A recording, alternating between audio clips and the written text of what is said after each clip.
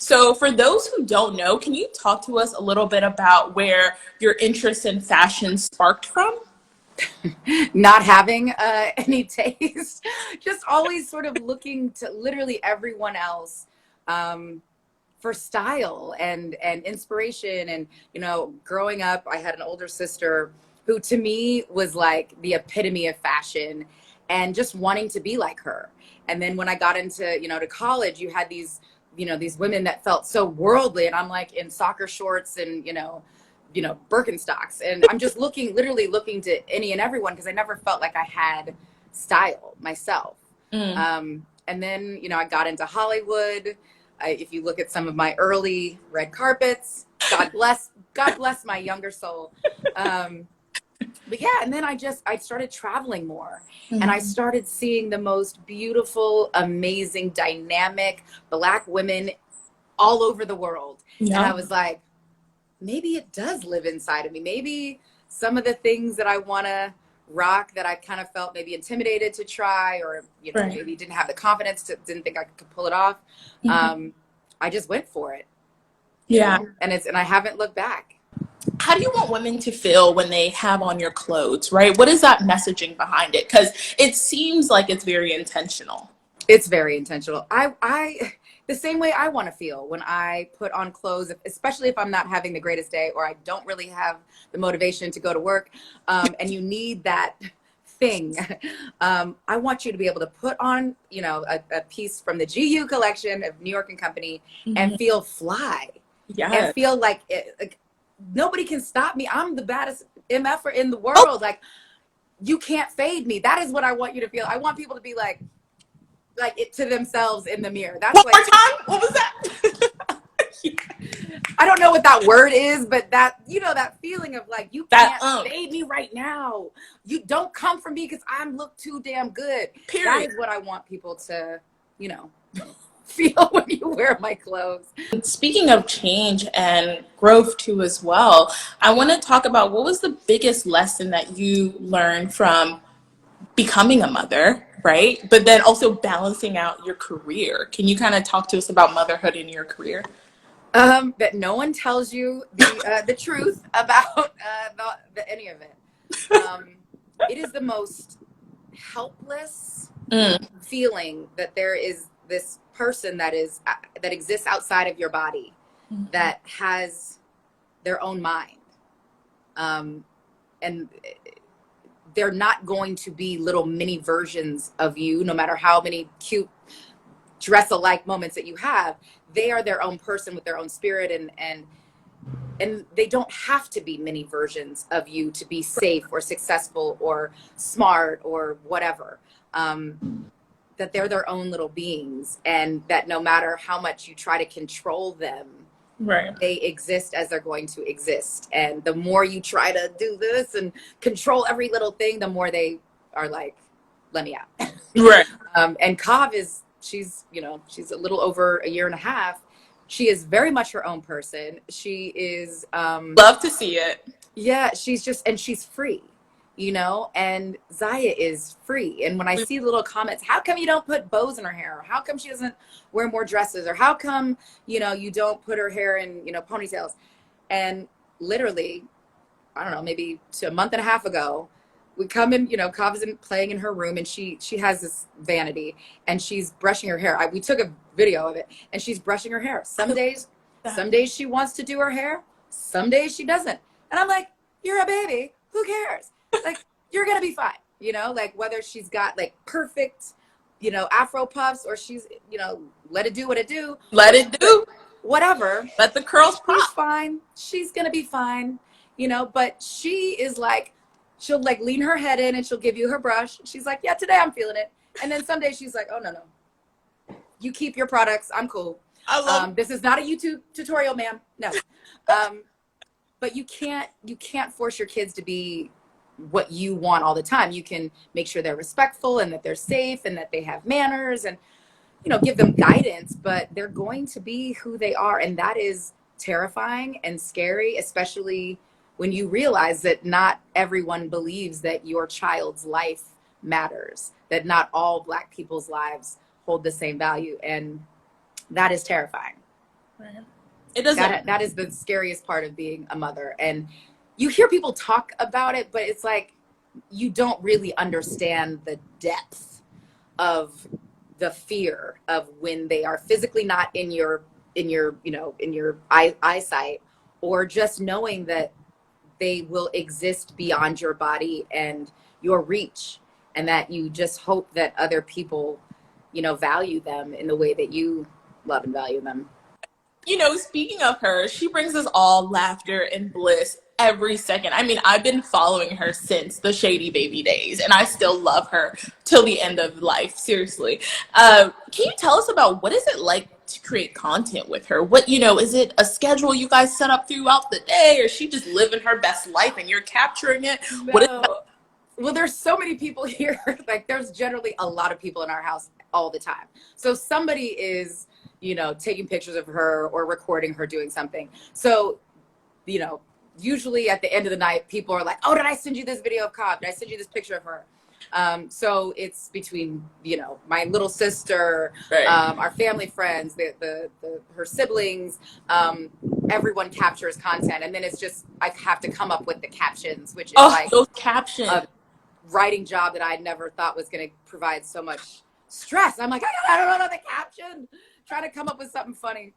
Sometimes I put things in her mouth that I want to say in real life that I can't.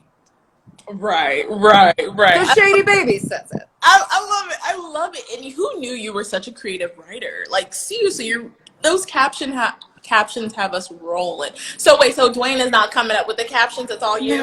No. I let Dwayne handle Cobb's Instagram exactly one day. It was in the very beginning, and he did a tribute post to himself, and it was like, "Congrats, Dad, on such a great game last night." I was like, Sir, this is not what her Instagram is here for.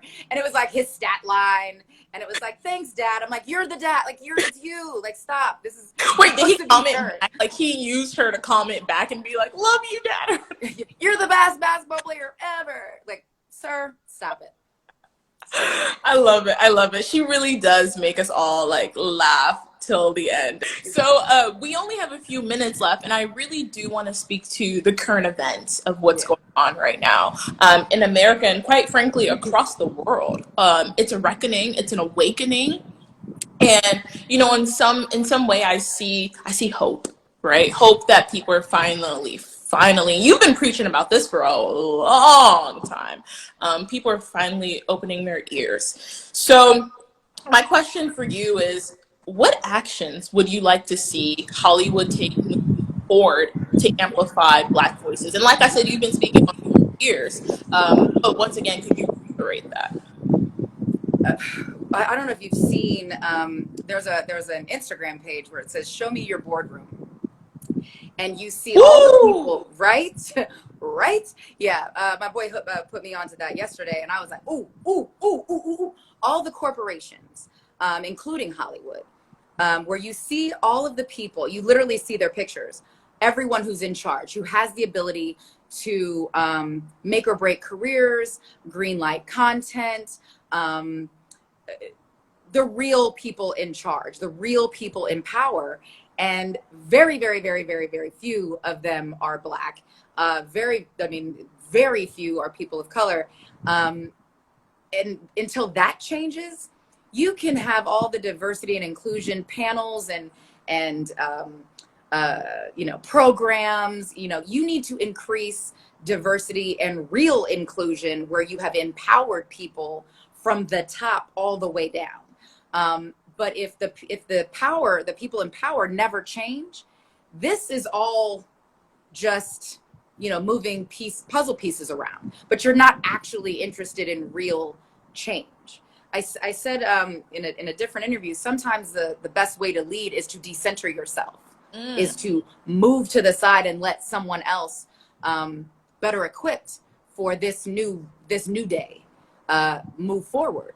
And this idea of meritocracy, I'm sure you guys saw that tweet yesterday about 43% of white students at Harvard are legacies, athletes, or children of donors. And 75% of those 43% of students would not have gotten in without those qualifications. So when we talk about, you know, meritocracy and who deserves what and who's really qualified, we have to be really real with ourselves. And everyone who's holding a position of power doesn't actually deserve to be there. They didn't actually earn their spot. A lot of people fail upwards and fail sideways. So opening up some of those real positions of power for Black folks and people of color, people of marginalized communities, that is step one.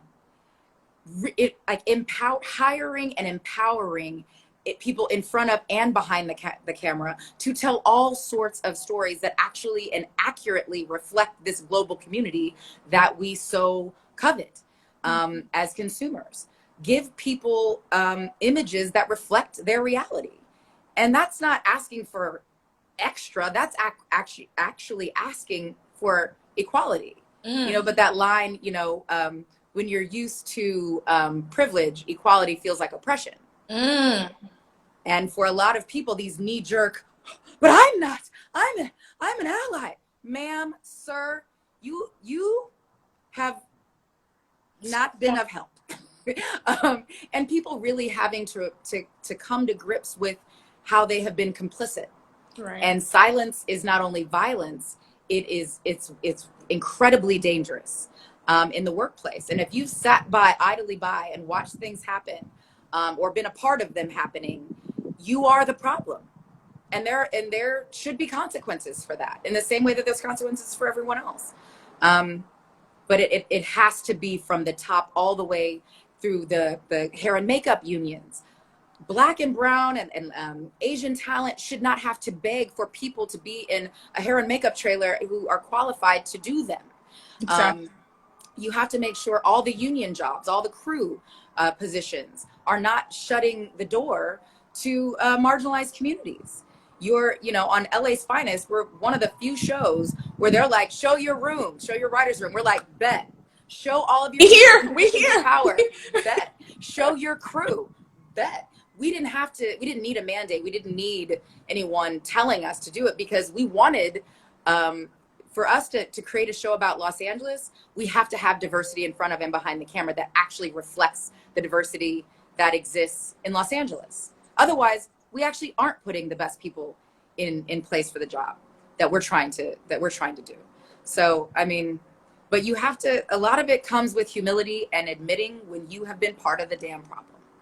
How will you continue using your platform, like you have been for years, to create more equitable spaces for Black women? Well, right now I'm suing NBC because part of the suit is, not only do I want change, but change can't come until people are really clear about their part in, you know, where it went wrong, and they are really committed to accountability. Let's call a thing so we can fix it and change it. So for the next Black woman that comes to work for any of these companies, they're coming into a safer space, right? And that when I say safer, because, you know, shit happens, obviously, but when those things happen, when those racist things happen, those sexist things happen, those homophobic or transphobic things happen, anti-Semitic things happen, there has to be systems in place that are trusted, where people can go to get help, right, and to report in a safe way. HR can't only be for the corporation. Right. You know what I mean? And what I think we've learned, I think, a lot through this reckoning is that HR ain't for us. It's not for the employees. It's really meant to protect the corporation. But what it can do, in case you might sue your employer, like I've done, this is my third time now. I'm not new to this. I'm true to this. Sued Payless Shoe Stores, BET, and now. Come on. Because it's when you know better, you got to do better. And when you can do better by your employees, you should. You can't claim ignorance at this point. Right. So when you just have to hold people's feet to the fire. And so when the next batch of people who come through the door, they feel a lot more protected and valued, and they're not going to be fired because someone says that they don't have chemistry or they're not a right fit. Well, you know what? I don't want to fit well with problematic people. Call me crazy. So if I can't make friends with problematic folks, I think that actually makes me a good person. And sorry, that's our pool filter, which sounds like an alien. It sounds crazy. Like, who's Sorry, guys. snoring? Oh. It's this pool filter it sounds nuts. Um, but it, but for so many of us, like at work, who are dealing with these things, when you're dealing with microaggressions, it feels like death by 1,000 cuts. When you're dealing with the big overt things, like Jay Leno saying that a picture of Simon Cowell and his dogs looks like something that you'd find on the menu at a Korean restaurant. And you have Simon Cowell saying, yeah, I found that joke offensive because you know how much I like dogs. What? I will never stop. I will never stop. It will never be okay. Call me crazy. I don't have chemistry with wildly problematic people, and that you'd rather get rid of me, even though I was the number one judge on that show, the number one talent on that show, the number one talent on NBC, and the number one talent on network television, period, during the whole run of the show. But because I don't have chemistry, I wasn't a good fit. A good fit for what? Problematic BS? Okay, I'll take that. But you're not going to get away with it.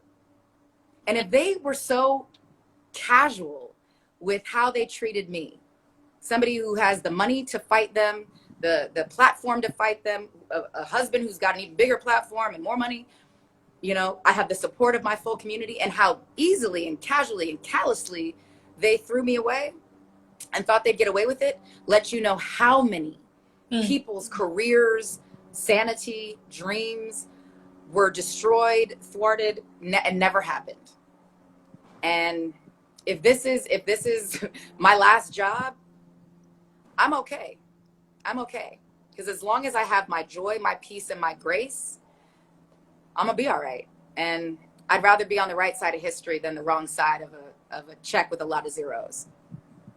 And you have this incredible confidence about you, right? Where you, like you mentioned, you have sued companies after companies. You have done this for a while. You are educated about this. You've experienced this. What do you tell young Black and brown women who want to be in entertainment like you, right? Want to work in this industry, want to be in the future Black Hollywood, whatever that looks like? What advice would you give to them? That it's going to be scary. It's going to be scary in the sense that things are going to happen. I mean, that's human nature. Problematic people aren't going to evaporate, right? You have to know who you are and be comfortable with speaking up. And not everybody's built for it. And you have to know what your line in the sand is. And it's different for all kinds of people. And no harm, no foul. Those are your, personal choices. For me, that line in the sand moved. When I was young, I didn't feel like I had any power, and I was afraid of being put out, which is exactly what happened when I spoke up, because that's real. You ever wonder, like, whatever happened to such and such? They got put out. They spoke up, they complained, they asked for equality, they're gone. And as young talent, you have to decide what you're comfortable with. And if you're comfortable with the bullshit, if you're comfortable with racism or sexism or being harassed, or they will push and push and push and push and push. And if you're not okay with it, understand the risks that come with it. I'm not going to paint a different picture than what the one that actually exists. Hopefully it is changing, but don't fall for the okie doke, because the okie doke is around every corner. And you have to, they say, whatever age you enter the business is kind of like the age you stop maturing. And for a lot of people that is true. And I started right after college, or while I was finishing college. But I'd like to think I have matured and evolved, and moved beyond being that scared person in the corner watching shit go down that never said anything, to the person that was like, no, wrong, not going to happen, not on my watch, don't do that, stop that. Like, but I mean, I hope it doesn't take every young person 25 years to get to this place.